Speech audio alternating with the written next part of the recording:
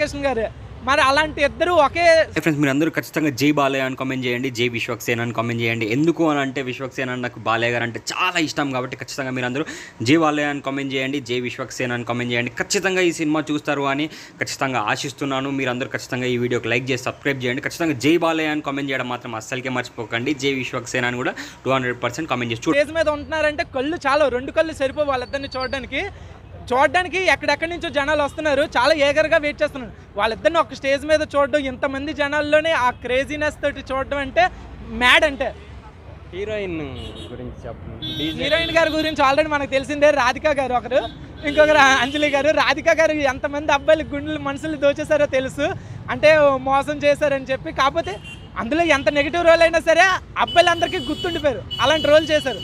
అలాంటి వారు ఒకరు ఎటువంటి రోల్ అయినా చేయగలే అంజలి గారు ఒకరు. ఇందులో అయితే మనకి రాధిక గారి క్యారెక్టర్ ఓకే, కానీ అంజలి గారి క్యారెక్టర్ మాస్ ఉంది. ఆవిడ క్యారెక్టర్ చూడడానికైనా సరే అంజలి గారి ఫ్యాన్స్ మళ్ళీ ఎగబడి వస్తారు సినిమాకి. మనకి ఇప్పుడు దాకా ఆవిడ చేసిందండి పాజిటివ్ రోల్ లాగా ఉంటే, ఇందులో మాస్ తోటి ఒక నెగిటివ్ వైబ్లో మనకి అంజలి గారిని చూపించబోతున్నారు. విశ్వక్సేన్ అన్నని బాలయ్య గారిని ఒకే స్టేజ్ మీద చూడబోతున్నారు కదా, ఎలా అనిపిస్తుంది మీకు? బాలయ్య గారు అంటేనే ఒక వైబ్.